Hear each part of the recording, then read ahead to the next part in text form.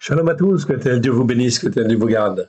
Bienvenue donc à cet enseignement sur le mot Ra. En fait, ici, on continue notre série et surtout, on écoute l'Esprit de Dieu qui nous forme, qui nous façonne, qui nous instruit au travers de Christ Yeshua, son Fils bien-aimé, à la gloire, en fait, de l'Éternel, du Dieu d'Israël. Remettons ces quelques instants à l'Éternel, notre Dieu, notre Père, si vous voulez bien. Père très saint, nous te rendons grâce dans le précieux de joie. Merci pour tout ce que tu as accompli dans chacun de nos cœurs, à la gloire de ton saint nom. Étends ta main bienfaisante, qu'il se produise des signes et des prodiges dans chacune de nos vies, à la gloire de ton saint nom, car tu es notre Dieu et nous sommes ton serviteur, ta servante. Parle, Seigneur, ton serviteur, ta servante, écoute, à la gloire de ton saint nom. Nous te rendons grâce dans le précieux nom de Yeshua. Merci Père, merci Yeshua, merci Esprit Saint. Amen. On va donc dans le texte tout de suite, en fait ici, et on est arrivé à 2 Chroniques chapitre 25, et nous sommes au verset 19. Tu as battu les Édomites, penses-tu, et ton cœur s'élève pour te glorifier. Reste maintenant chez toi, pourquoi t'engager dans le malheur qui amènerait la ruine sur toi et sur Yehuda, en fait, ici. Donc, on voit ici, en fait, ici, donc Juda qui s'avance, en fait, ici, en fait, contre le roi d'Israël. Le roi de Juda, c'est Amatsiaou. On y reviendra tout à l'heure, on fait notre commentaire comme à l'habitude, et vous allez voir qu'il y a des parallèles avec la situation, en fait, actuelle que nous rencontrons au niveau international. Eh bien, allons voir donc notre texte, en fait, ici, sur le mot Ra, le voici. Ok, donc il a été revu, en fait, ici, complété, en fait, ici, en fonction des événements, bien sûr, et on fait le commentaire. Donc le mot Ra, Resh Haïn, retenez en fait ici, donc je vous encourage encore, pour ceux qui ne connaissent pas en fait les lettres hébraïques, à les découvrir, à les apprendre par cœur déjà, c'est une bonne chose, excellente chose, car on fait de l'étymologie, c'est-à-dire qu'on revient au sens premier en fait des racines, dans le but effectivement de bien comprendre le sens hébraïque en fait des mots. C'est très très très très important pour notre foi, car dans les temps qui viennent, cela va bousculer beaucoup bousculer. Et donc, il faut que notre foi soit bien ancrée sur les racines hébraïques de la foi, sur, en fin de compte, des enseignements qui soient solides, inébranlables, comme l'est la Torah, comme nous le propose la Torah, à la gloire de l'Éternel. Sinon, en fait, on risque de déraper et, en fin de compte, de ne pas savoir quoi faire, que dire, etc.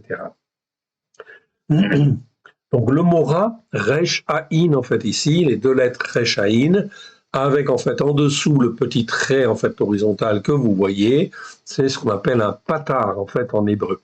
C'est une voyelle, c'est la voyelle A. Donc ça se prononce Ra en fait ici. Ce mot-là existe 663 fois, dans 623 versets. Nous avons presque fini la liste en fait ici. Donc c'est très important. Pourquoi? Parce que l'Éternel Dieu nous ordonne d'apprendre à marcher selon un jugement juste et dans la justice par la foi. La justice par la foi, c'est la justice que l'on obtient au travers du sang de l'agneau. On a droit à l'erreur, etc., des choses comme cela. Et le sang de l'agneau est là pour nous laver, nous purifier, nous sanctifier. Mais une chose est sûre, ce que l'Éternel Dieu nous ordonne, c'est de marcher selon un jugement juste et dans la justice par la foi, dès lors que nous sommes rachetés par le sang de l'agneau, que nous avons donné notre cœur et notre vie à Yeshua, à la gloire de l'Éternel. Ok, c'est très très très important en fait ici, cette justice par la foi et ce jugement juste. Donc comment en fait on peut avoir un jugement juste si on ne sait pas ce qui est bien et ce qui est mal? D'où l'intérêt en fait de ce mot-là, et nous aurons vu les 663 fois où le mot Ra est utilisé dans les 623 versets. C'est un adjectif. Numéro Strong 07451. Très bien, c'est une référence, ça permet de retrouver. La première fois où on le trouve, c'est dans Genèse 2.9. Genèse 2.9, où on parle de l'arbre de la connaissance du bien et du mal. Très important. C'est la première fois où l'on rencontre en fait le mot mal. Et là, effectivement, il y a dans le soi-disant jardin Éden un arbre, en fait ici, qui donne en fin de compte des fruits du mal. Les fruits, en fait ici, permettant d'accéder à la connaissance du bien et à la connaissance du mal. Très important. Cette connaissance n'est accessible en fait qu'au travers de Christ, oui bien sûr.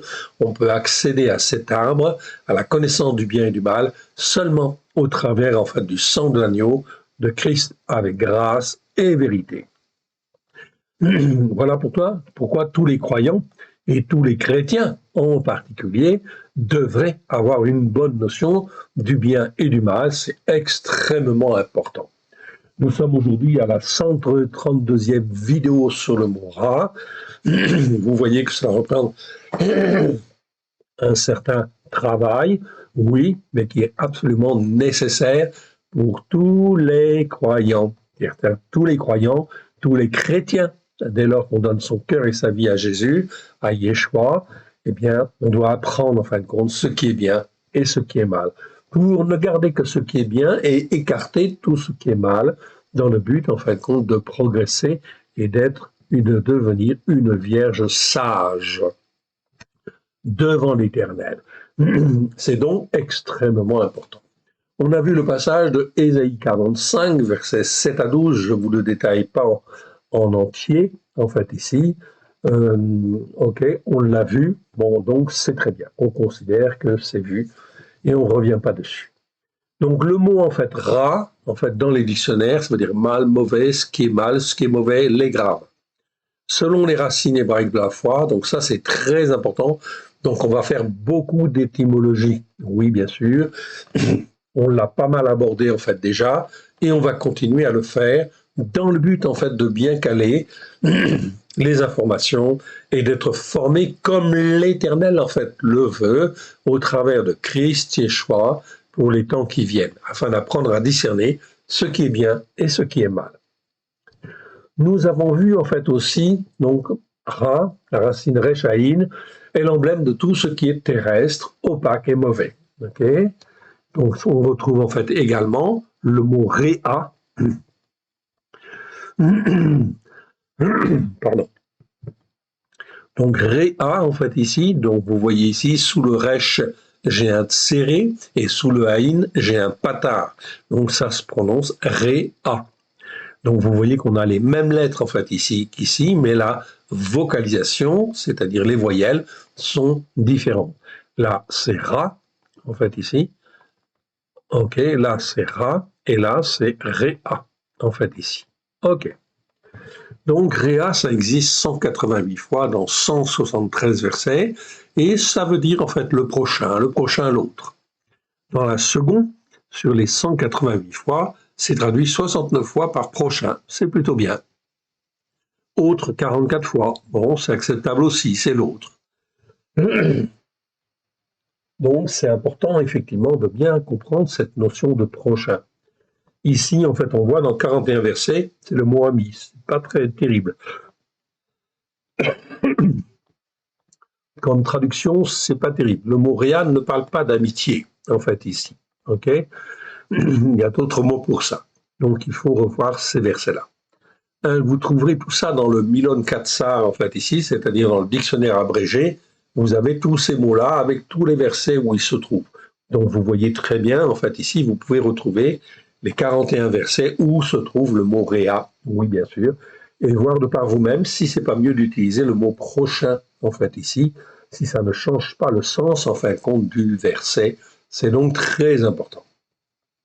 Un autre mot nous interpelle, c'est roa. Là, j'ai la même racine, resh aïn, mais la vocalisation est différente. C'est un olam, en fait, ici, ok, et en fait, ici, un patar. Donc, ça se prononce roa, cette fois-ci. Ce mot-là n'est pas très, très courant, il existe 19 fois dans 19 versets, mais il est très important. Mal traduit, mais en fait, il témoigne d'une dégradation, d'un état de dégradation morale et spirituelle intense, où se mêlent malice et perversité, influence des esprits de Bélial. Donc dès lors que l'on persévère en fin de compte à ne pas écouter, à ne pas mettre en pratique les enseignements de la Torah, eh bien on finit par, on tombe dans l'iniquité. Oui, bien sûr, l'iniquité devient de plus en plus grande, et quand elle devient de plus en plus grande, on arrive dans un état de dégradation morale et spirituelle intense, où se mêlent malice, perversité, influence des esprits de Bélial, esprit de Satan, esprit donc de rébellion, de rejet, de meurtre en fait ici, de terrorisme, etc. Tout ça, ça décrit un état de dégradation morale intense.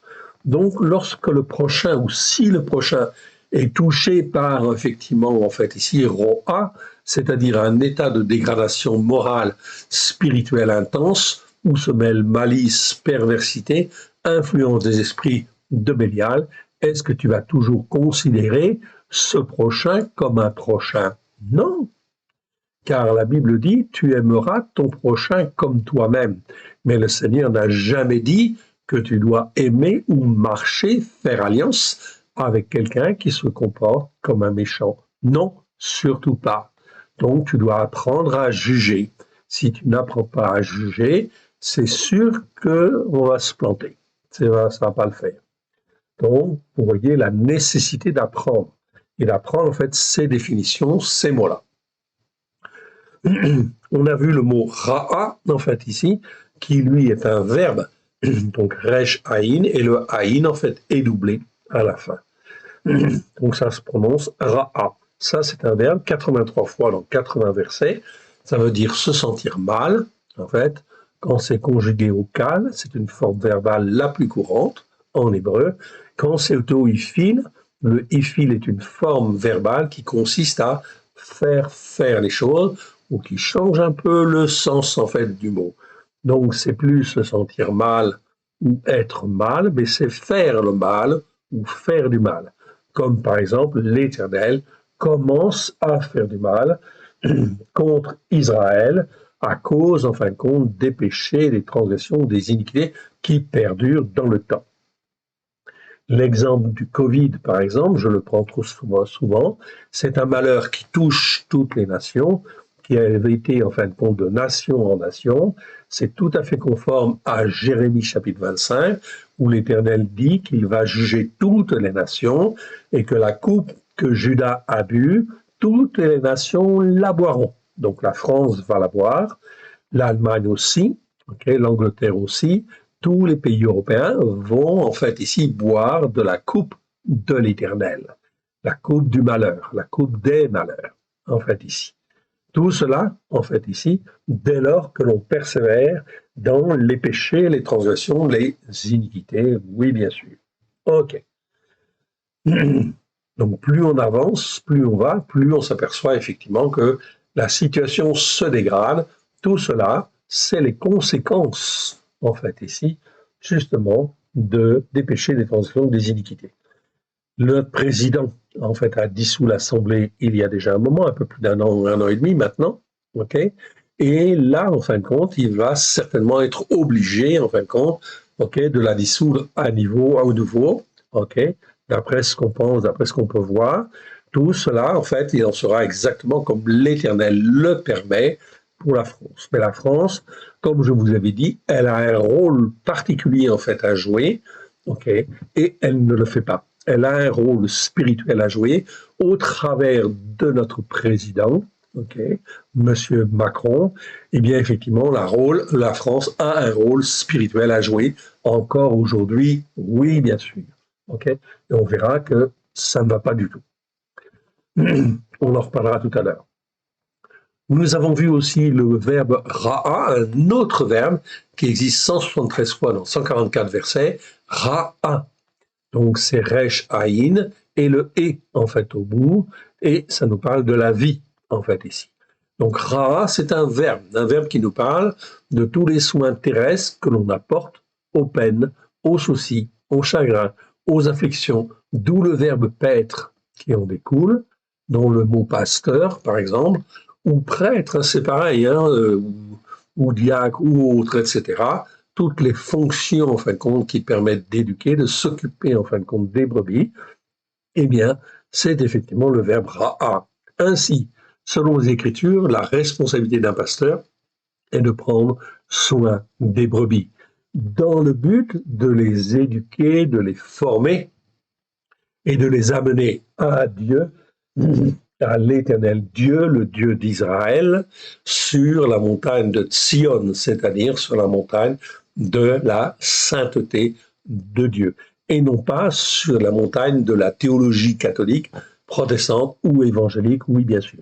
Donc on voit là qu'il y a forcément, en fin de compte, non pas des dérapages, mais des détournements, effectivement. Détournements de brebis, etc. OK, et effectivement, c'est extrêmement, extrêmement grave. Donc, ça a des conséquences. On ne le voit pas forcément, en fait, aujourd'hui, d'une manière, en fait, ici, visible, mais cela va se voir dans les temps, en fin de compte, qui viennent. Oui, encore plus. Tout simplement parce qu'on n'est pas dans la vérité. Et ça se caractérise, en fait, ici, par le fait d'être pour Israël ou contre Israël. Quand on est sur la montagne catholique ou la montagne protestante ou évangélique ceci, évangélique cela, eh bien, en fin de compte, on n'est pas sur la montagne de Sion. Ça veut dire que on ne soutient pas Israël et on est même contre Israël parfois, effectivement. On est pro-palestinien. Quand on dit on est pro-palestinien, ça veut dire qu'on est contre Israël, contre l'Éternel, en fait, tout simplement. Donc, c'est effectivement très important. Toutes ces choses-là, on le voit, effectivement, Israël est très isolé. Oui, effectivement. Mais, en fin de compte, il y a des pays qui vont soutenir Israël, qui vont se ranger et revenir, en fin de compte, vers Israël, car Israël a la vérité. Oui, enfin, la vérité est dépositaire de la Torah, des prophètes et des psaumes. Oui, car c'est à Israël que l'Éternel Dieu a donné cette parole. Et aujourd'hui, toute la compréhension que nous pouvons avoir, que nous soyons juifs ou, en fait, ici, des nations, eh bien, effectivement, elle nous vient de la racine juive, oui, bien sûr, et sans la racine juive, on ne pourrait pas la comprendre. OK. Ainsi, selon les Écritures, la responsabilité d'un pasteur est de prendre soin des brebis.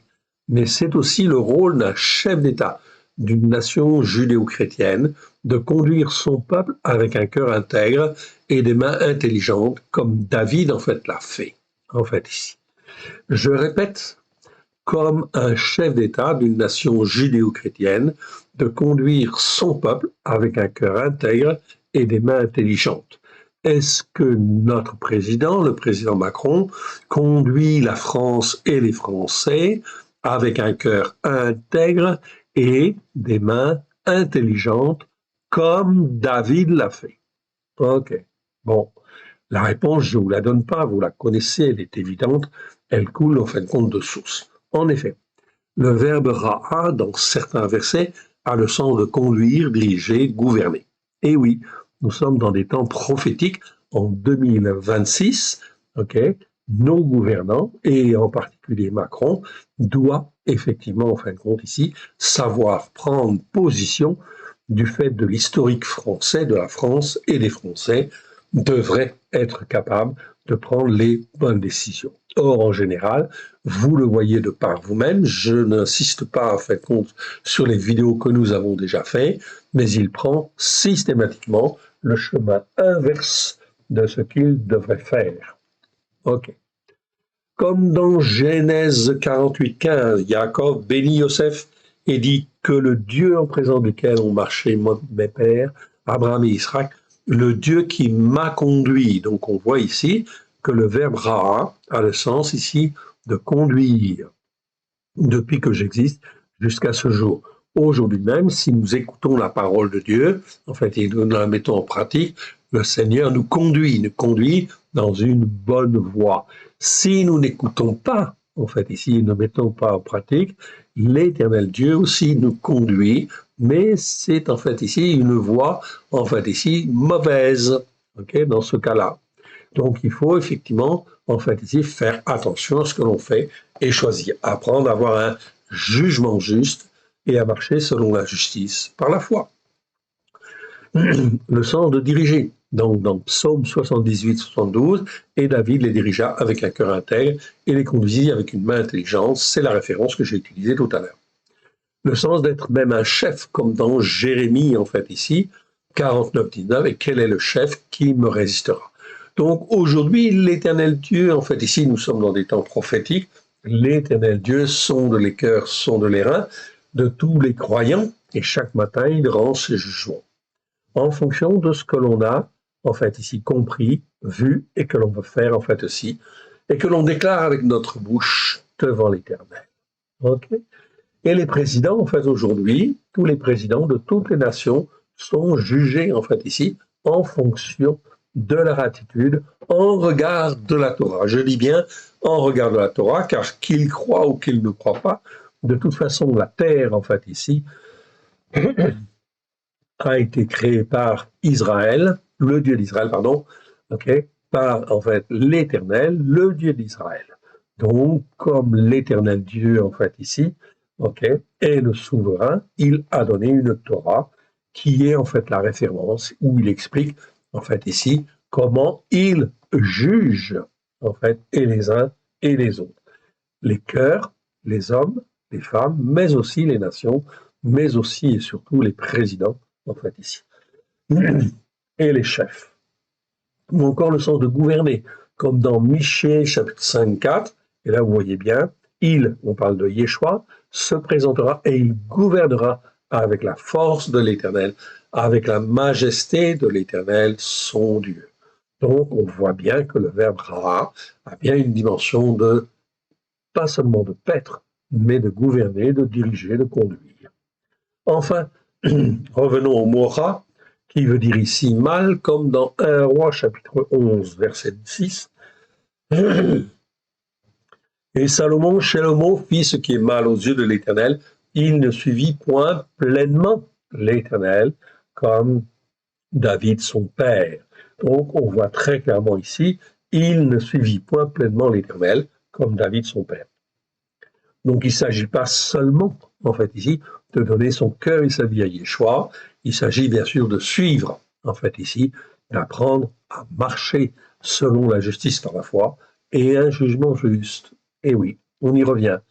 Nous avons vu aussi, Ésaïe 45, 7, je ne citerai que le verset 7, je forme la lumière et je crée les ténèbres. Créer, c'est uniquement Dieu qui peut créer à partir de rien.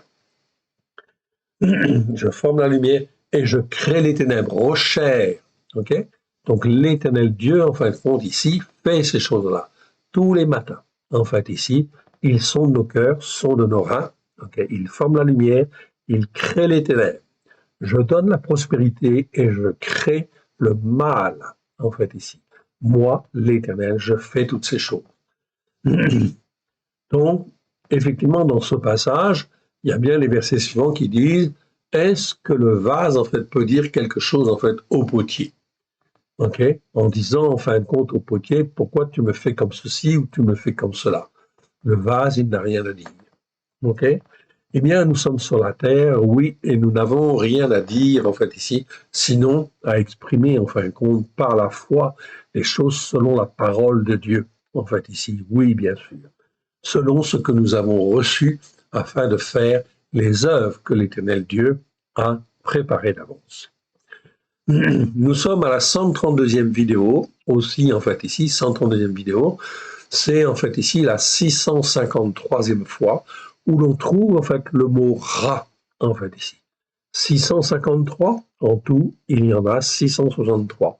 Vous voyez, il nous reste même pas 10 versets. Enfin, 10 versets, même pas 10 versets, il nous reste en fait ici 10 fois, en fait ici, ok, où l'on rencontrera le mot ra. On est vraiment, en fait, au bout de la série. C'est donc très, très, très important. Si nous ne sommes pas capables de juger aujourd'hui, ok, eh ben, il faut revenir à la vidéo numéro 1, ok, et recommencer de manière à apprendre en fin de compte ce qui est bien et ce qui est mal devant Dieu. À ce stade, nous pouvons affirmer, au regard des enseignements faits sur le Mora, que tous ceux qui n'écoutent pas les enseignements en fin de compte de la Torah, en fait ici, pour les mettre en pratique, font ce qui est mal aux yeux de l'Éternel, le Dieu d'Israël, le Dieu d'Abraham, de Isaac et de Jacob, le Père de notre Seigneur Yeshua. C'est donc très important, on peut affirmer cela. Vous pouvez l'affirmer en fait aussi avec votre bouche. Oui, c'est très important. Car quand on affirme en fait ici quelque chose qui est selon la vérité, eh bien automatiquement ça tire en fait ici notre foi vers le haut en fait ici et ça nous rend de plus en plus inébranlables. Donc cela veut dire aussi que si les gens n'écoutent pas les enseignements en fin de compte de la Torah, ça veut dire aussi, c'est une affirmation en fin de compte ici, que l'on peut en fait ici donner en fonction des vidéos que nous avons vues. Cela veut dire qu'ils ne peuvent absolument pas avoir un jugement juste. Ok. Yeshua nous parle des vierges folles et des vierges sages. Ok. Ils ne peuvent absolument pas avoir un jugement juste. Aussi, nous avons un excellent exemple avec, en fait, ici, Trump. Oui, bien sûr. Il est croyant, il est chrétien, chrétien évangélique. Oui, bien sûr. Il aurait voulu, en fin de compte, ici, ce qui est une très bonne intention, que tous les Américains aient effectivement, en fait, une Bible. Oui, bien sûr. OK? C'est très important, effectivement. Donc, le maire de New York, qui lui est un musulman, en fait, ici, s'il avait reçu, en fait, une Bible, on lui avait obligé d'avoir une Bible lorsqu'il est rentré, il a été, en fait, des migrants, eh bien, lorsqu'il a été, en fait, ici, accepté comme citoyen américain, effectivement, si les États-Unis avaient, en fait, bien appliqué, avaient été jusque-là, jusqu'à obliger, en fait, les gens qui viennent à recevoir la Torah et à l'écouter, tout au moins la Bible, et à l'écouter, cela veut dire, évidemment, que l'islam n'aurait pas pris, en fait, autant de place. Oui, évidemment. Ce qui est aussi vrai pour la France aussi.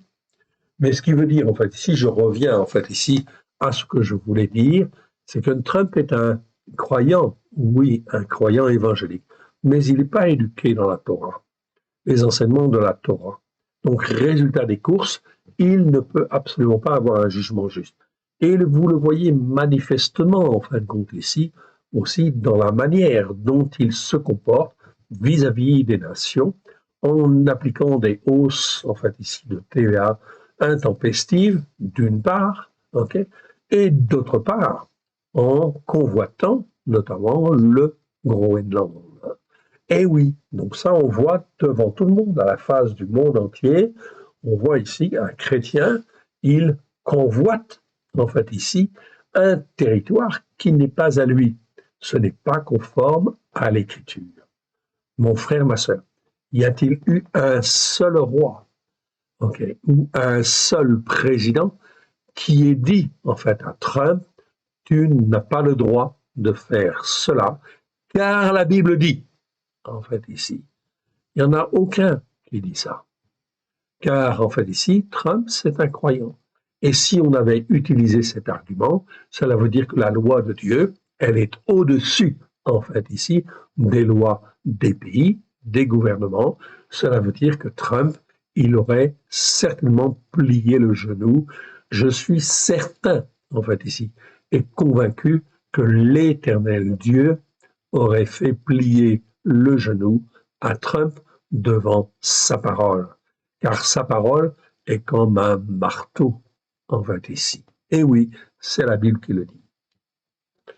Donc, en 2026, l'Éternel, le Dieu d'Israël, le Dieu d'Abraham, de Isaac et de Jacob, le Père de notre Seigneur Yeshua, conformément aux Écritures, amène en fait ici les malheurs. Et oui, les malheurs, c'est l'épée, la famine, la peste. Ok, oui. Mais aussi les êtres par qui le malheur arrive. Oui, bien sûr. Donc l'épée, la famine, la peste, oui, on ne le voit pas en fait encore aujourd'hui, mais en fait, vous voyez aussi qu'au travers des accords Mercosur qui viennent d'être signés, l'Europe est très contente d'une manière générale parce que cela ouvre des marchés en fait importants.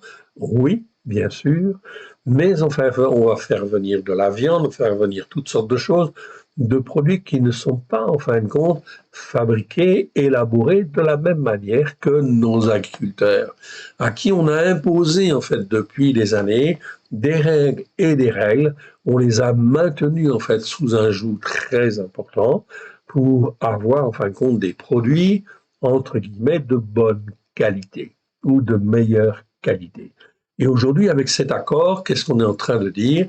On est en train de faire venir des produits, en fait ici, qui ne sont pas aussi sains, en fait ici, que les nôtres, et les agriculteurs, on est en train de les détruire.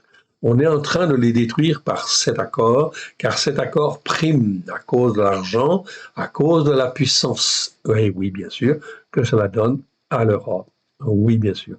On est en train de sacrifier nos agriculteurs, notre agriculture. La conséquence, en fin de compte, de cela, certainement que ça va poser des problèmes d'approvisionnement, de famine, en fait, ici, de peste, pourquoi pas, en fait, ici, et d'épée, oui, bien sûr, l'épée, c'est la révolte, c'est en fait ici la violence, c'est toutes sortes, en fait, ici, de mauvaises choses. C'est les trafics, effectivement, narcotrafic, etc., etc. OK. Yeshua confirme bien que le jour de l'Éternel est un jour de ténèbres et un jour de colère. C'est bien ce qui va venir sur la France et sur l'Europe. Et la France est en fait le pays de l'Europe qui va être le plus touché, le plus frappé. Encore une fois, où sont les chrétiens rachetés et censés être greffés sur la racine d'Israël?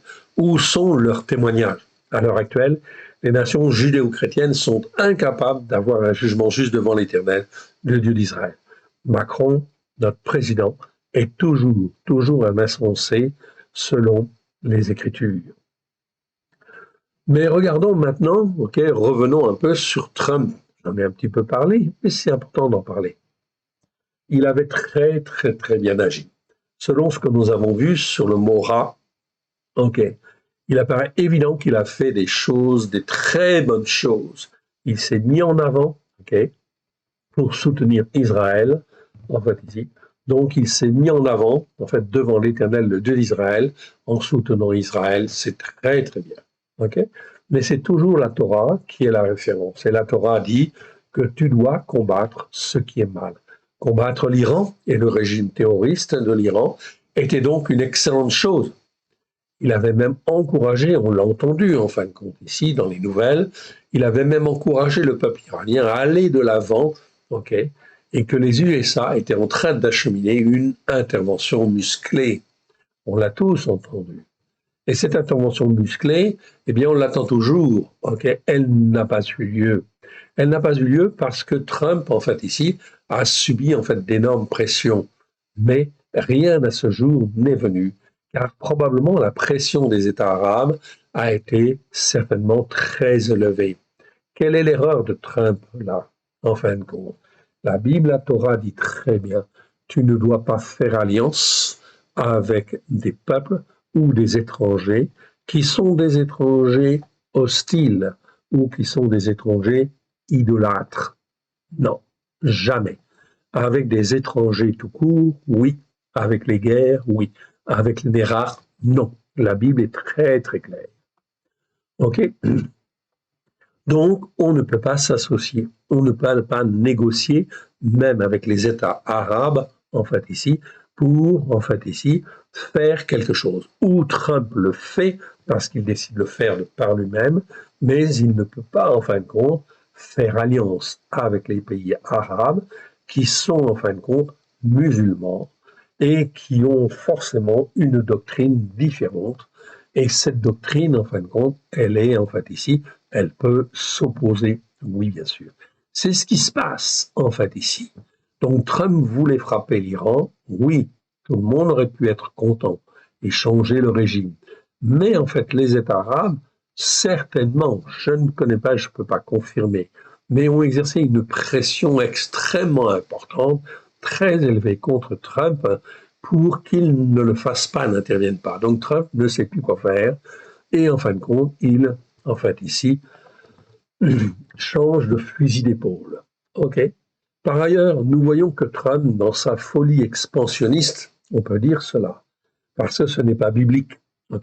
Ce n'est pas le comportement d'un chrétien, en fait, ici, qui est émondé. Il est très charnel dans sa manière de faire, sa manière de penser, et aussi, en fin de compte, pris par l'orgueil. Par ailleurs, nous voyons que Trump, dans sa folie expansionniste, voudrait annexer le Groenland. Que faut-il penser de cela? C'est évidemment mal devant l'Éternel, car la Torah dit « tu ne convoiteras pas ». Exode 20, 17, Deutéronome 5, 21. Okay. Regardez ce qui est écrit dans 20, 17, Exode 20, 17. Tu ne convoiteras pas la maison de ton prochain. Tu ne convoiteras pas la femme de ton prochain, ni son serviteur, ni sa servante, ni son bœuf, ni son âne, ni aucune chose qui appartienne à ton prochain. OK? Trump est bien pris par son orgueil et par un côté charnel très, très fort. En fait, même s'il est chrétien, on voit très clairement qu'il ne respecte pas les enseignements de la Torah. Il faut donc prendre position contre lui. Mais ça ne sert à rien, en fin de compte, ici, de prendre position, en fait, en voulant faire la guerre, en fait, ici, aux États-Unis. Non. Pourquoi? Les États-Unis sont beaucoup trop forts. Et en fin de compte, ici, l'armée que nous avons, les armées que nous avons, ne sont pas suffisantes. OK, on ne tient pas la route, en fait, ici, par rapport à ça. Il faut donc prendre position contre lui, mais il faudrait invoquer contre lui les Écritures, en fait, ici. Oui, OK. Mais comme je le disais tout à l'heure, il n'y a pas un seul roi ou un président, pas un seul président, qui soit capable de le faire. Ne parlons pas même de Macron, en fait, ici. C'était en effet son rôle. C'était le rôle du président de la France que de se lever, en fait, là, et de dire, en fait, ici, au nom des Écritures, en fait, ici, on ne peut pas, en fait, toucher comme cela, en fait, au Groenland, car le Groenland, en fait, ici, ne t'appartient pas. C'était en effet son rôle devant l'Éternel, comme on l'a dit, en fait, ici, Macron est un insensé. Il ne comprend même pas que c'est ce qu'il doit faire, en fait, ici, et il ne peut pas le faire, car il n'a pas la foi, en fait, ici. Tout cela, c'est grave. C'est très grave parce que cela contribue, en fait, ici, à entraîner, en fait, la France dans un mouvement, en fin de compte, ici, qui est un mouvement européen, en fait, ici, où les Européens, devant effectivement la pression de Trump, vont, en fait, ici, s'allier, si je puis dire, se resserrer les coudes et essayer de montrer les crocs, en fait, ici. Ce qui n'est pas une bonne chose, évidemment, car effectivement, si en fait Trump, c'est-à-dire les États-Unis, se retirent en fait de l'Europe, comment l'Europe va-t-elle se défendre, notamment vis-à-vis de la Chine et vis-à-vis de l'URSS? Oui, ça pose problème, de graves, graves problèmes. Alors, est-ce que ça va en arriver là? OK. Eh bien, nous le verrons. En tout cas, une chose est sûre, quel que soit où cela nous mène, cela nous amène inévitablement à la constitution du royaume mondial. Cela va conduire l'Europe à s'unir contre un ennemi en apparence commun. Et l'Europe, en fait ici, en venant de signer le Mercosur, en fait ici, et l'Europe venant de signer le Mercosur, cela veut dire quoi? Cela veut dire que l'Europe va courir en avant pour devenir une puissance capable de s'élever contre la Russie ou même les États-Unis, tout au moins sur certains points. Donc c'est bien en fin de compte le rôle des présidents qui ne sont pas émondés, qui ne regardent pas à Dieu, qui font ce qu'ils veulent. En fait ici, regardez Macron, comment en fin de compte il prend position. Nous ne sommes pas assez forts, a-t-il dit. En fait ici, voilà pourquoi il a signé en fin de compte les commandes pour avoir un très gros porte-avions qui soit effectivement à terme, effectivement pour la France. OK? Bon, OK, donc en fait ici, il veut devenir fort, en fait ici. C'est la seule préoccupation. Il ne sait pas, en fin de compte, il croit que c'est la force, elle vient en fin de compte des armées, de la richesse, de la puissance. Non. La force, elle est en Dieu, dans le seul Dieu unique et vrai. Regardez en fait, regardez Israël. Israël est un exemple. Israël, en fait, ici, c'est plus petit que la Bretagne. OK? Et pourtant, en fin de compte, Israël est devenue une nation forte, en fait, ici. Comment est-elle devenue une nation forte? Bien sûr, parce qu'il y avait la technologie, mais ce n'est pas la technologie qui fait qu'elle gagne. C'est en fait ici, la technologie, c'est un moyen, c'est tout.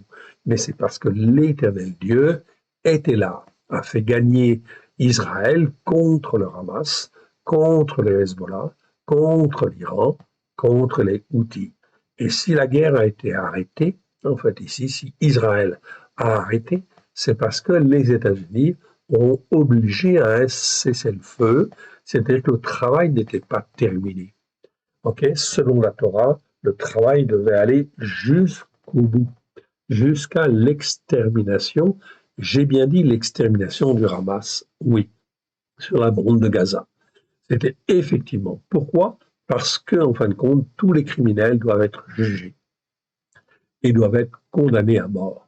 Selon la parole de Dieu, selon la Torah, celui qui tue un descendant d'Adam doit être jugé. Ok. Il doit être jugé car la vie est extrêmement importante. Donc, il faut effectivement donc écouter la parole de Dieu et la mettre en pratique. Tout cela contribue à la mise en place d'un gouvernement mondial des licornes. Donc, on s'en va par là, en fait, ici. Cela veut dire que les identités nationales disparaissent au profit, en fait, des alliances internationales. Donc, la France est en train de se noyer petit à petit. L'identité française des Français est en train, en fin de compte, de se, diluer, en fait, ici. Rappelons les paroles de la Nouvelle Alliance mentionnées dans les chapitres de Matthieu ou de Lucas. Ces paroles affirment que, en fait, ici, Yeshua est le roi des Juifs. Oui, bien sûr. C'est pour cela que Yeshua est appelé le fils de David. Donc, ceci, nous l'avons vu les fois précédentes. Je ne le répète pas, vous l'avez à l'écran, vous pouvez faire une copie, mais vous allez le recevoir par mail, en fait, aussi. Je continue ce qui est en vert, car c'est ce que j'ai rajouté. L'action de Trump apparaît plus juste devant l'Éternel, l'Éternel, l'Élohim d'Israël. Mais elle existe pour secouer, en fait ici, secouer les nations. Si l'Éternel permet, en fait ici, que Trump aille si loin, soit pris par l'orgueil, etc., tout cela, l'Éternel Dieu le savait, en fait ici, et il le permet. Il le permet parce que Trump, en fait, est dans l'erreur, là, effectivement. Il fait des mauvais choix. Pourquoi? Parce qu'il n'est pas sur la Torah. Donc, comme il n'est pas sur les enseignements de la Torah, il est dans des enseignements évangéliques, et en fin de compte, les jugements sont forcément faussés. C'est ce qu'on disait en fin de compte tout à l'heure. Si on n'écoute pas, si on n'apprend pas la distinction entre ce qui est bien et ce qui est mal, automatiquement notre jugement va être faussé. Donc Trump a beau, en fin de compte, ici argumenter sur le fait que, en fait, ici, c'est pour la sécurité des États-Unis qu'il veut le Groenland ou qu'il veut annexer le Canada, etc. Tout cela ne sont pas des raisons, en fait, ici, satisfaisantes selon la Torah, car il est écrit « Tu ne convoiteras pas ce qui est à ton prochain ».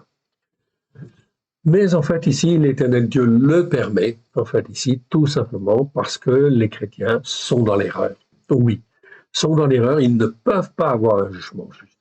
Mais elle existe pour secouer les nations. Donc l'Éternel, on est dans les temps de la fin, donc l'Éternel va rassembler, en fait, ici, les nations sous tel joug ou tel autre joug, oui, bien sûr. La France et les Français sont sur la voie de la condamnation plus qu'aucune autre des nations européennes. Ça, c'est important à retenir. En effet, depuis le Moyen-Âge, avec Rachi, un rabbin français qui vivait à Troyes, on sait que le mot hébreu tsarfat, je vous l'ai mis en fait ici en hébreu, tsaderesh pe tav, en fait ici, eh bien effectivement que ce mot tsarfat nous parle de la France. Cela désigne la France dans les Écritures. Tous les Juifs en Israël et de par le monde savent très bien que Tsarfat, ça veut dire la France. Voilà pourquoi la France a un rôle particulier à jouer sur le plan spirituel. Mais elle ne le sait pas. Elle a à la tête des incompétents. Tous les Juifs, en fait, ici, en Israël, et de par le monde, le savent. Il n'y a que les Français qui ne le savent pas. Tsarfat ou Tsarfat, comme on veut, en fait, désigne le creuset où l'on forme les bijoux ou les idées précieuses ou les bijoux, on va ici. Ainsi, si la France et les Français ne se repentent pas et ne se tournent pas vers l'Éternel, l'Élohim d'Israël, la France et les Français perdront leur identité nationale. Oui, en fait, ils l'ont déjà perdue car l'Europe est en marche. Avec le Mercosur, tout le monde peut voir que même si la France refuse de signer, vous avez bien vu, en fait, ici. Macron a même pris la position, en fin de compte, ici, de ne pas signer. Mais il savait, lui, en fait, dans sa tête, que de toute façon, s'il disait non, de toute façon, le train est en marche et que ça ne changerait rien. Donc, quelque part, c'est un hypocrite. Et oui, il est dans l'hypocrisie. L'Europe signe quand même, au détriment de nos agriculteurs qui sont sacrifiés sur l'autel de l'Europe. En 2026, c'est la fin du temps des nations. L'antichrist, l'anomos, le centaure va prendre place. L'antichrist, l'anomos, le centaure est déjà là. Il est vivant, mais pas encore révélé. N'oublions pas, nous avons la grâce et le privilège de vivre des temps prophétiques remarquables, mais c'est pour témoigner que Torah Traimet. Retenez en fait cela, c'est très important. Ça veut dire ta Torah est la vérité. C'est extrêmement important dans les temps qui viennent, avec notre bouche, de prononcer les mots Torah Traimet. Père très saint, ta Torah est la vérité. Amen. Quand on dit cela, automatiquement, ça tire notre foi vers le haut et l'Éternel ne peut que agréer, oui, bien sûr, ce que son enfant peut dire, en fait, ici, car il dit comme lui, il a dit. Et que nomos, en fait, ici, c'est le mot grec, en fait, ici, N-O-M-O-S, qui, en fin de compte, est traduit des fois par loi, des fois par tradition, des fois par différents mots. En réalité, c'est exactement la même chose que le mot Torah, mais en grec.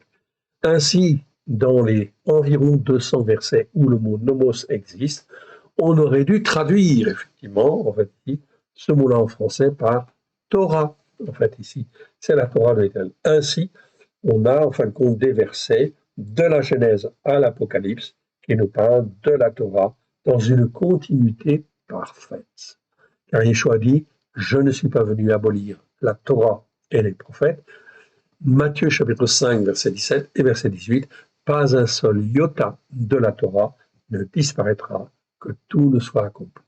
Donc vous voyez bien que c'est très important de parler de la Torah, en fait, ici, à tous les croyants et à tous les chrétiens, en fait aussi, car ils sont comme des vierges folles. Ils ne rentreront pas, en fait, et ils ne seront pas enlevés. Et ils, en fait, ici, sauf quelques-uns parce qu'ils ont un cœur particulier devant l'Éternel. Mais c'est l'Éternel qui juge. On est bien d'accord.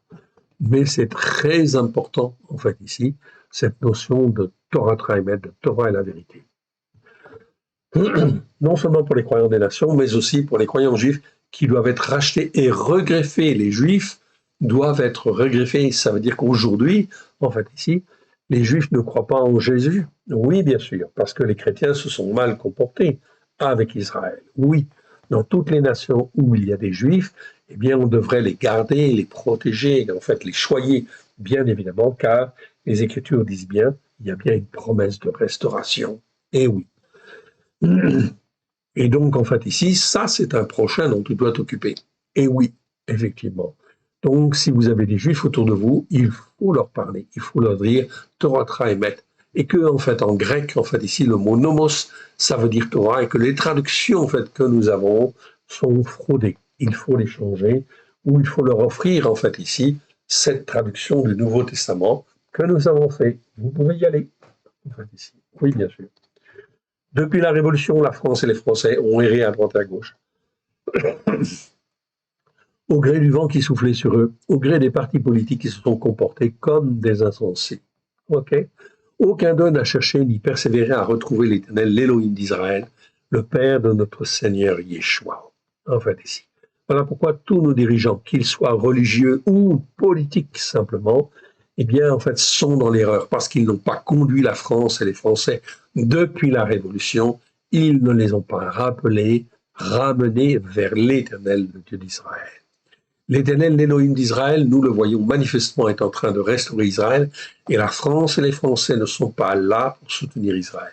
En définitive, dans ces temps de la fin, la France et les Français ont à se repentir et à choisir d'être un avec l'Éternel, l'Élohim d'Israël, ou d'être contre l'Éternel. Voilà pourquoi l'Europe va être bousculée, car les nations judéo-chrétiennes qui la composent n'ont pas fait leur travail. Okay. Et aujourd'hui, face à Trump, elles sont effectivement en fait très ennuyées en fait, ici. Car si elles étaient chrétiennes, elles, en fait, ici, si elles avaient mis la parole de Dieu, en fait, en avant, elles pourraient dire, en fait, ici, à Trump, tu ne convoiteras pas, en fait, ici. Et oui, et Trump, il aurait écouté. Et oui, c'est la seule arme, en fait, ici, la Torah, c'est la seule arme, en fait, ici, qu'il faut utiliser, que l'on pouvait utiliser contre Trump. Et oui. Et c'est surtout pas, en fait, ici, les soldats, surtout pas, en fait, bien sûr, en fait, ici, les ogives nucléaires ou autres, etc. Certainement pas. Les États-Unis sont 1000 fois plus forts, etc. Et encore, non, c'est pas l'argument qu'il faut, c'est pas les armes qu'il faut, c'est la parole de Dieu. L'Éternel, l'Élohim d'Israël, est irrité contre elle, et plus particulièrement contre la France et les Français, qui avaient, je le rappelle, une place privilégiée parmi les nations. Voilà aussi pourquoi Macron est de moins en moins apprécié des Français, en fait, ici. Oui, de moins en moins apprécié des Français, car il est complètement à côté de la plaque. Il est mis à part et a beaucoup de mal à se faire une place au niveau international. Il apparaît comme peu crédible. C'est un fait prophétique, car elle veut montrer au monde qu'il est à Elohim, le seul Dieu unique et vrai, qui règne sur la terre et dans les cieux. Oui, bien sûr. Le seul Dieu unique et vrai. Autant pour moi, j'avais fait une erreur ici. Le seul Dieu unique et vrai qui règne sur la terre et dans les cieux. C'est donc extrêmement important de bien comprendre, en fait, ici, cela. La seule arme qui marche contre, en fait, ici, Trump, c'est la parole de Dieu, c'est la Torah. Encore fallait-il l'utiliser. Et oui, bien sûr. Et c'est la France qui devait, en fin de compte, l'utiliser en premier. OK. Alors revenons dans notre texte, en fait, ici, qui nous intéresse.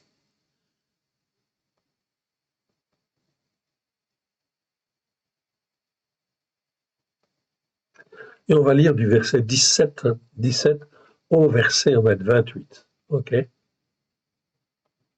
Donc ici, YC 17 à 28. OK, j'avais oublié de le mettre, en fait, ici. OK, de le préciser. OK, pour bien faire le commentaire de la situation. Vous allez voir, en fait, ici, ce qui se passe dans ce passage, en fait, ici.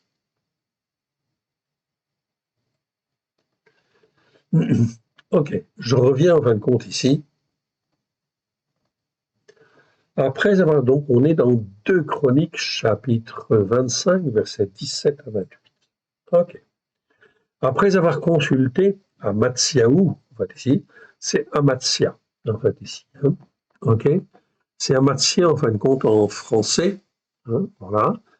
Mais en hébreu, c'est Amatsiaou, OK, ou Amatsia. Ça dépend, en fin de compte, des versets. Donc, Amatsiaou, c'est le nom, en fait, ici. Le nom, ça veut dire l'Éternel est fort. Donc, il porte vraiment un bon nom, honorable. OK? Mais il ne fait pas, en fin de compte, il ne marche pas bien devant le Seigneur, en fait, ici. Vous allez voir ce qui lui arrive. Amatsiaou, en fait, c'est le roi de Juda, en fait, ici. Après avoir consulté, donc là, il consulte l'Éternel. Amatsiaou, roi de Yehuda, envoya dire à Joach.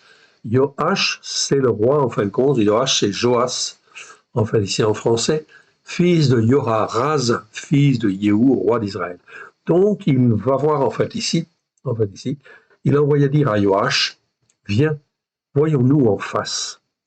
Et Joach, en fait, ici, roi d'Israël, fit dire à Amatsiaou, roi de Juda, l'épine du Lébanon envoya dire au cèdre du Lébanon, donne ta fille pour femme à mon fils.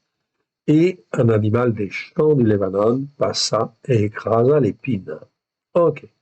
Donc c'est un peu énigmatique, effectivement, ce passage. OK. L'épine du Lébanon. C'est-à-dire qu'en fin de compte, ici, l'épine, c'est celui qui attaque, qui pique. Donc ici, c'est le roi de Juda. Il est comparé, en fait, à une épine, en fait, ici, dans ce passage. Et en fin de compte, il envoie dire, en fin de compte, il va en fait dire aux cèdres du Libanon, c'est-à-dire en fait les 10 tribus du Nord, donc c'est en fait gros plus important par rapport à Juda qui ne constitue que 2 tribus, en fait ici. Eh bien, en fait, il va dire en fait ici, ok, donne ta fille pour femme à mon fils.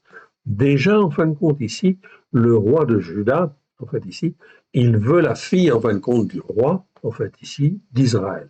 Mais le roi d'Israël marche très mal devant l'Éternel. Est-ce que c'est un bien de faire alliance? Est-ce qu'il peut faire alliance ou ne pas faire alliance? Ok. Selon la Torah. Selon la Torah, il ne peut pas faire alliance et il ne peut pas prendre pour épouse la fille du roi d'Israël, tout simplement pour son fils, tout simplement parce qu'ils sont dans l'idolâtrie et ils se comportent comme des méchants selon la Torah. Donc la réponse est non. Donc pourquoi fait-il cela? Ok. Et il dit après avoir consulté, donc il est poussé en fait ici à le faire, mais il y a un piège. Donc il est poussé à le faire. Ok. Alors en fait ici le roi d'Israël lui dit, tu as battu les Édomites, penses-tu? Penses-tu? Et ton cœur s'élève pour te glorifier. Donc, en fait, il dit à Judas, tu as battu les Édomites et tu penses en fait t'enorgueillir en fait avec ça et venir en fait me combattre maintenant. Reste maintenant chez toi. Pourquoi t'engager dans le malheur, en fait ici, qui amènerait la ruine du roi et sur Yehuda, sur toi et sur en fait Yehuda. Si tu continues, si tu persévères dans cette voie, eh bien, en fin de compte, ok, il va t'arriver des bricoles. Eh bien, c'est exactement en fait aussi ce que l'on voit en fait ici, ok, toute proportion gardée en fait ici. Eh bien, en fin de compte, ici, on voit que les États-Unis, c'est comme une épine en fait vis-à-vis de l'Europe, qui est là en train de titiller en fait ici. Eh oui. Et puis, en fin de compte, ici, le roi, en fin de compte, d'Israël, eh bien, en fin de compte, ici, c'est les 10 tribus du Nord, en fait, ici, eh bien, on pourrait considérer que c'est l'Europe aussi qui répond, en fait, ici. OK? Et qui, en fin de compte, OK, si Trump est poussé, en fin de compte, à titiller ici, c'est bien parce qu'il y a une raison, en fin de compte, spirituelle derrière, oui, mais qui n'est pas bonne du tout. Vous allez le voir. Mais Amatsiaou ne l'écouta pas, car Elohim avait résolu de les livrer entre les mains de l'ennemi, parce qu'ils avaient recherché les dieux de Édom. Donc Judas, en fait, ici, on s'aperçoit, ils ont gagné contre les Édomites, oui, car l'Éternel leur a donné la victoire, mais en fait, ils ont recherché les dieux, en fin de compte, de Édom, en fait, ici. Ce qui est vraiment, en fin de compte, une abomination devant l'Éternel, oui, on regarde la Torah. Et Joach, roi d'Israël, monta. Ok. Donc l'Éternel, on te dit ici dans ce verset, oui, mais à Elohim. Ici, c'est pas n'importe qui, c'est Elohim en fait ici, tu le vois, mais c'est en fait ici avec un article devant, donc c'est à Elohim.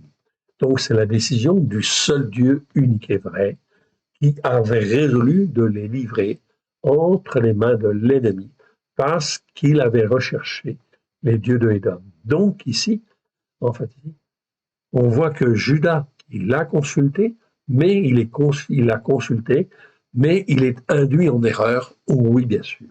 Il y a donc des esprits de mensonge qui le poussent, en fait, à aller combattre, en fait, le roi, en fait, ici, d'Israël. Joach, roi d'Israël, monta. Ils se virent en face, lui et Amatsiaou, roi des Juda, à Beth Shemesh. Beth Shemesh, ça veut dire la maison du soleil, c'est-à-dire devant la lumière aussi quelque part, qui est en Yehuda. Yehuda fut battu par Israël et chacun des hommes s'enfuit dans sa tente. Donc Israël, en fait, ici, a gagné, en fait, ici, l'Éternel a fait gagner Israël. Pourtant, je rappelle que Israël est dans l'idolâtrie de Jéroboam. Oui, il n'écoute pas, on va dire, se comporte mal devant l'Éternel. Mais l'Éternel voulait punir Juda, en fait, ici. Or, Juda et Joach, et Yehuda fut battu par Israël, et chacun des hommes s'enfuit dans sa tente. Joach, roi d'Israël, prit en fait à Beth-Shemesh, à Matzia. Donc le roi fut prisonnier, en fait ici, roi de Juda, fils de Joach, en fait ici, fils de Joachas. Il l'emmena à Jérusalem. Il fit une brèche de 400 coudées, en fait ici, dans la muraille de Jérusalem, depuis la porte d'Éphraïm jusqu'à la porte de l'angle. Il prit tout l'or et l'argent, et tous les vases qui se trouvaient dans la maison de Elohim, et Oved-Édom, et les trésors de la maison du roi. Il prit aussi des otages, et il retourna à Shomron, en Samarie. Amatsiaou, fils de Joach, roi de Juda, vécut 15 ans après la mort de Joach, fils de Joaraz, roi d'Israël. Le reste des actions de Amatsiaou, les premières et les dernières, cela n'est-il pas écrit dans le livre des rois de Juda et d'Israël, depuis que Amatsiaou se fut détourné de l'Éternel, il se forma contre lui une conspiration à Jérusalem, et il s'enfuit à Lachis, mais on le suivit à Lachis, et on le fit mourir. On le transporta sur des chevaux, et on l'enterra avec ses pères dans la ville de Yehuda. Donc vous voyez, ici ce qui se passe, je n'ai pas dit, et ne me faites pas dire que Trump allait être fait prisonnier par les Européens. Non, je n'ai pas dit ça. Ça n'ira pas jusque-là. Mais, en fait, ici, ça veut dire que Trump, il est entraîné, en fait, ici, dans une mauvaise voie à cause de son orgueil, à cause, en fin de compte, de son côté très charnel, très intempestif. Et en fin de compte, il provoque, en fait, ici, aussi l'Amérique latine, le Venezuela. Bien sûr, ce qu'il a fait, c'est très bien, en fait, ici, de capturer le dictateur. Mais comment il va se comporter, en fait, maintenant, avec les Vénézuéliens et peut-être d'autres, en fait, pays de l'Amérique latine, et en fait, encore d'autres pays, en fait, ici. OK? Donc, ces choix, en fait, ici, sont extrêmement importants et fondamentaux. Ce qui veut dire que le président de la France aurait dû être un homme spirituel qui puisse être là pour guider, en fait, ici, Trump dans la manière de faire et la manière de juger, mais, en fait, ici, sur la Torah. S'il n'y a pas la Torah, eh bien, il n'y a pas, en fin de compte, de possibilité, en fait, ici, d'avancer, en fait, ici. Et, en fin de compte, de montrer le chemin, la bonne voie, en fin de compte, à Trump. Donc, pour le moment, en fin de compte, vous voyez que ça va, en fin de compte, dans un mauvais sens, tout simplement parce qu'il n'y a aucun roi, aucun président qui est capable, en fin de compte, de parler, en fait, ici, à Trump, et, en fait, ici, de montrer que la Torah est la vérité, en fait, ici. Torah et Maître. Donc, notre président, vous voyez bien, il est complètement à côté de la plaque. Et espérons, en fait, ici, bientôt, c'est les élections, en fait, ici, municipales. Mais c'est certainement aussi bientôt les élections aussi des députés, en fait, ici. Il y a de fortes chances que l'Assemblée, en fait, ici, soit dissoute. Et, en fait, ici, l'année prochaine, l'élection, en fin de compte, de notre président. Quels sont le choix ou les choix des Français? Eh bien, les Français ont à choisir. Et oui, bien sûr. Ici, on a un petit résumé sur, en fin de compte, les deux rois. Amasia, bien comprendre. Pour bien comprendre ce contexte, en fait, ici, et pouvoir l'analyser en comparaison avec, effectivement, en fin de compte, les rois et les présidents qui règnent aujourd'hui.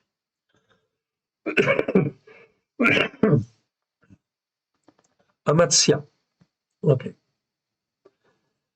Amasia, en fait, ici, ça existe 40 fois, en fin de compte, dans 39 versets, en fait, ici. OK. Donc, c'est Amasia ou Amatsiaou. OK. Donc, en fait, ici, des fois c'est ou, des fois c'est a. Ça dépend, en fin de compte, des versets. On viendra là-dessus, en fin de compte, une autre fois, quand ce sera le temps, en fait, ici. OK. Pour le moment, ce qui nous intéresse, c'est Amasia, en fait, ici. Ce qu'il en est avec Amasia. Donc, Amasia, en fait, ici, fut roi de Juda, OK, vers 804, avant, en fin de compte, Jésus-Christ, à l'âge de 25 ans. Donc, il était roi à 25 ans. Donc, l'âge n'est pas un problème. Si, en fin de compte, ici, l'homme, en fait, ici, est effectivement, en fait, ici, en Christ, en fait, ici, ou tourné, en fin de compte, dans les Écritures. Okay. Donc, le fait de ne pas avoir, en fin de compte, d'expérience n'est pas, en fin de compte, ici, dommageable devant l'Éternel, si on est attaché à l'Éternel. Et oui. Le problème, en fait, ici, avec, en fait, ici, certains candidats, c'est qu'ils n'ont pas d'expérience, mais ils ne sont pas pro-Israël, ok, ou pas forcément en fait pro, hein, comme Bardella. Est-ce qu'il est pro-Israël? Est-ce qu'il écoute la Torah, ok, pour la mettre en pratique? Je pense qu'on en est loin. À l'âge, en fin de compte, de 25 ans, il gouverna à la place de son père Joach, atteint d'une grave maladie. Donc son père, ici, Joach, donc Joach, c'était son nom, en fait, ici. Donc attention au nom, parce que des fois, les noms, on retrouve les mêmes noms chez les rois de Juda et chez les rois d'Israël. Ce n'est pas forcément la même date. Ou parfois la même date aussi. Gouvernera à la place de son père Joach, atteint d'une grave maladie. Joach, ayant été assassiné en 802 avant Jésus-Christ, Amathia, son fils, monta sur le trône. 2 Rois 14.1, 2 Chroniques 24, 25, 27. Quand son autorité fut fermement établie, il fit mettre à mort les assassins de son père, mais il épargna leurs enfants afin d'observer la loi de Moïse à ce sujet, où il est dit « Tu ne tueras pas en fait le père et les enfants ». Deutéronome 24, 16. Il prit à sa solde 100 000 hommes d'Israël qui devaient l'accompagner dans son expédition contre les Édomites. Par ordre d'un homme de Dieu, il les renvoya. Okay, donc l'Éternel n'était pas d'accord avec ça. Donc, en fait, ici, un homme de Dieu intervient et il les renvoie. Il ne garda que les troupes de Juda. Ils vainquirent les Édomites, en fait, ici dans la vallée du Sel, et s'empara de Séla, leur capitale. Mais il ramena les idoles des Édomites et en fit ses dieux. Qu'est-ce qu'il a à faire avec ça, en fait, ici? Ok, c'est contraire à la Torah, oui, bien sûr. En rentrant chez eux, les Israélites congédiés pillèrent, en fait, ici, donc les 10 tribus du Nord, qui étaient venues, en fait, soi-disant en renfort, congédiés, donc comme des mercenaires, congédiés pillèrent les villes de Yehuda, au nord, en fait, de Beth-Horon, Amathia, suivant un mauvais conseil, provoqua un combat, provoqua au combat Joach, roi d'Israël. Mais il fut vaincu à Beth-Shemesh, fait prisonnier et transporté à Jérusalem. Une partie de la muraille de Jérusalem, sa capitale, fut abattue par Joach. Donc Jérusalem a été endommagée, oui bien sûr, la muraille a été abattue sur une grande partie, qui amena à Shomron le trésor et les otages. Vers l'année 787 avant Jésus-Christ, un complot se forma contre Amathia à Jérusalem. Il s'enfuit à Lachish, mais 12 ans plus tard, on l'y chercha et on le tua. Il régna 29 ans. Donc vous voyez ici, on parle là du roi de Juda, qui est censé être un des rois, parmi, en fait, ici, les rois qui ont, en fait, ici, qui devraient bien marcher devant l'Éternel. C'est les rois de Juda. Les rois, en fin de compte, d'Israël marchent mal devant l'Éternel, très, très souvent, tout le temps même, en fait, on va dire. Joach, fils de Joachaz, roi d'Israël. Donc, ils sont dans l'idolâtrie de Jéroboam, déjà. Donc, les fêtes de l'Éternel, ils ne les font pas, en fait, ici. OK. Et, en fin de compte, ils, en fait, ici, font beaucoup, beaucoup d'idolâtrie. Donc, Joach, fils de Joachaz, roi d'Israël, accéda au trône vers 800 avant Jésus-Christ. Il régna 16 ans. Ce roi continua d'adorer les veaux de Béthel, amener 2 veaux de Béthel et de Dan. Donc c'est l'idolâtrie de Jéroboam. Donc c'est exactement aujourd'hui la même chose avec en fait l'idolâtrie catholique. En fait ici, l'idolâtrie catholique, c'est quoi? C'est changer les fêtes de l'Éternel, c'est faire Noël, c'est changer en fait le Shabbat en dimanche. On est dans l'idolâtrie de Jéroboam, exactement comme Israël en fin de compte était hier, en fait ici. Donc on voit bien que là c'est vraiment une très très mauvaise chose. Donc il faut évidemment que les chrétiens en fait ici qui sont sur ces montagnes, sur ces collines, il faut qu'ils entendent la vérité, que Torah émette. Et ça, c'est à nous, en fin de compte, de le dire, autour de nous, donc oui, bien sûr. Cependant, il témoigna de l'affection, en fait, ici. Ce roi témoigna de l'affection au prophète Élisée, et il s'affligea de sa maladie. Élisée lui dit d'ouvrir la fenêtre du côté de l'Orient, ok, côté de l'Orient. Ici, en fin de compte, c'est Kédem. Donc, c'est du côté de l'Orient, c'est quoi? C'est aussi, en fin de compte, ici, l'Orient, c'est le symbole du passé, des valeurs spirituelles, écoutez bien, des valeurs spirituelles qui étaient avant les temps actuels, c'est-à-dire l'éternité d'avant la création. Ça, c'est l'Orient, en fait, ici, aussi quelque part. Donc, le terme Orient, c'est aussi la direction, en fait, par rapport au Soleil, mais c'est aussi, en fait, ici, vers les valeurs, en fait, ici, de l'Antiquité d'avant la création du monde. On y reviendra là-dessus. Et de tirer une flèche, ce qu'il fit. Le prophète lui commanda ensuite de prendre les flèches et de frapper le sol. Le roi le frappa 3 fois. Les flèches symbolisaient les victoires de Joach, que Joach devait remporter sur les Syriens. S'il avait frappé 6 fois au lieu de 3, le nombre des victoires eût été doublé.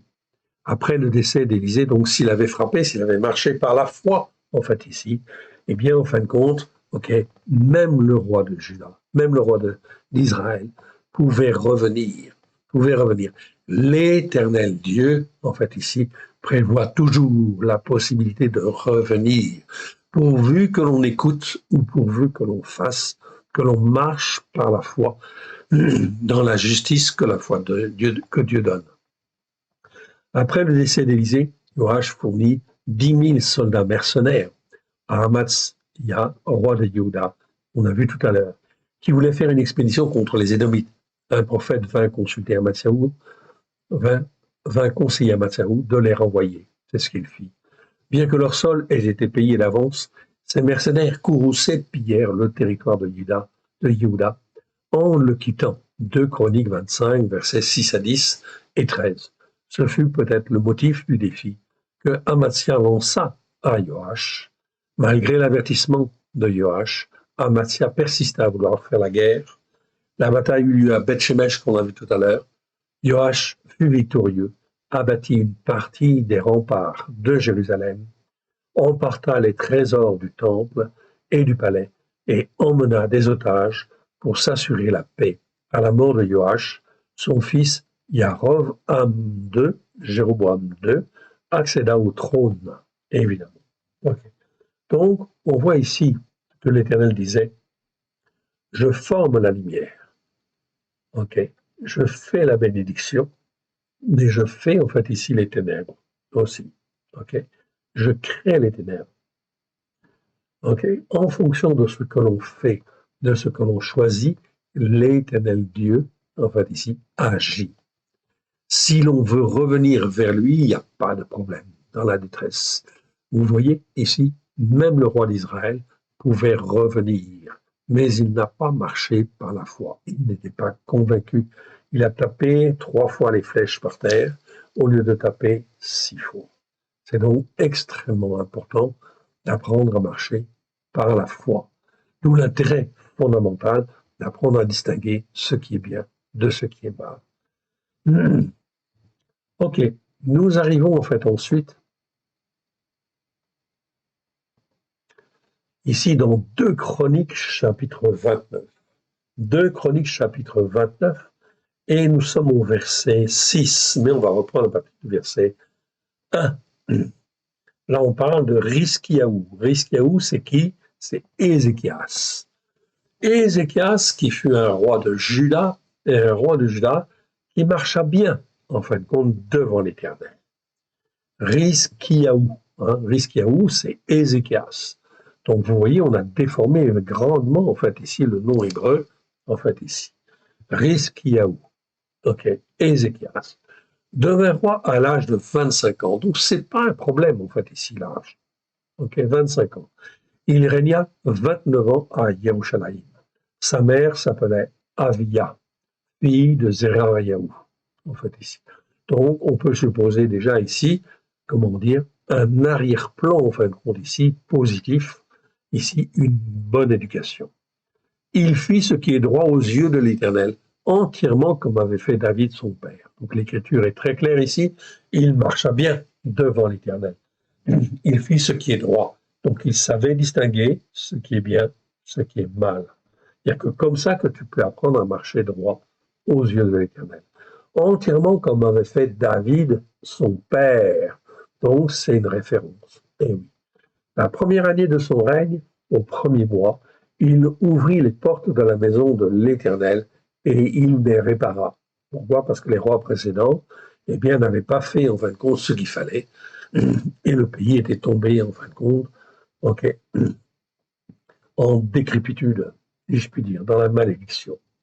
Donc, la première année de son règne, au premier mois, il ouvrit les portes de la maison de l'Éternel et il les répara.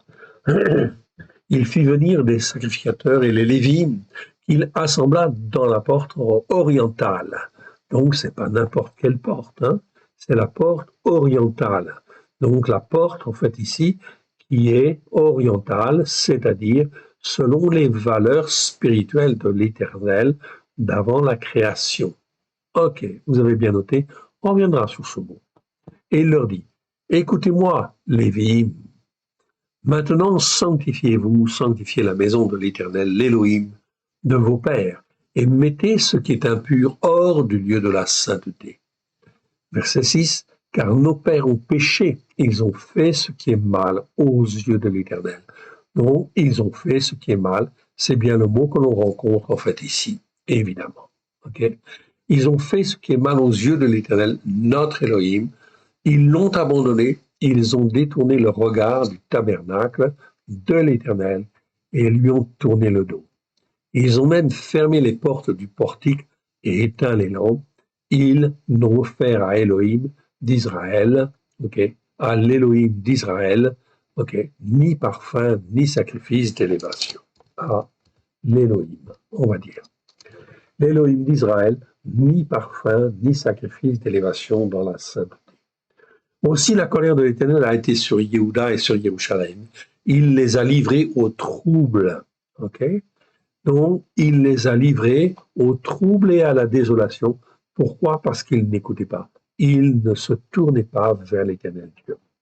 Alors aujourd'hui, nous n'avons pas de temple, mais nous n'en avons pas besoin, en fait, ici.